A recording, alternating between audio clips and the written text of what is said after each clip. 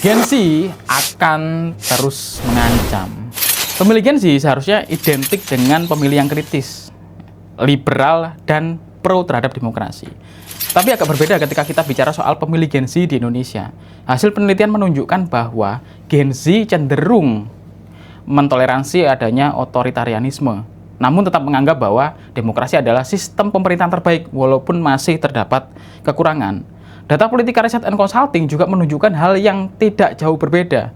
Survei yang dilakukan di 10 provinsi dengan DPT tertinggi menunjukkan bahwa Gen Z di Indonesia itu paham dan tahu bahwa majunya Gibran bagian dari politik dinasti dan menganggap bahwa putusan 90 yang dikeluarkan oleh MK adalah bagian dari politik kepentingan. Namun sayangnya Gen Z tetap meminta Gibran untuk melanjutkan kontestasinya dan memilih atau mencoblos Prabowo Gibran pada simulasi coblos surat suara. Hal ini sebenarnya sudah cukup untuk membuat kita kemudian pesimis.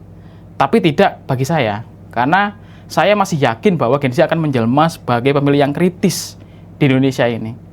Mengapa? Yang pertama, penelitian tersebut dilakukan pra-pemilu 2024. Dan yang kedua, pasca pemilu 2024, Gen Z mengalami konstelasi yang agak berbeda.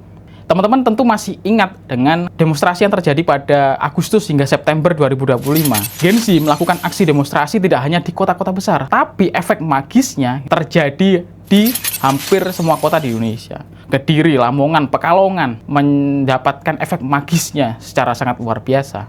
Dan efek politiknya juga terasa amat sangat luar biasa, teman-teman.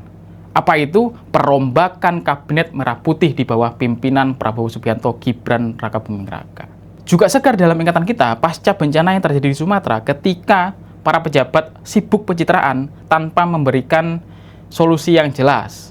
Nah, di situ Gen Z secara konsisten mengkritik mereka, khususnya di sosial media. Teman-teman pasti paham dan mengetahui bagaimana kemudian kritik itu disampaikan secara terbuka dan secara membabi buta kepada para pejabat-pejabat tersebut.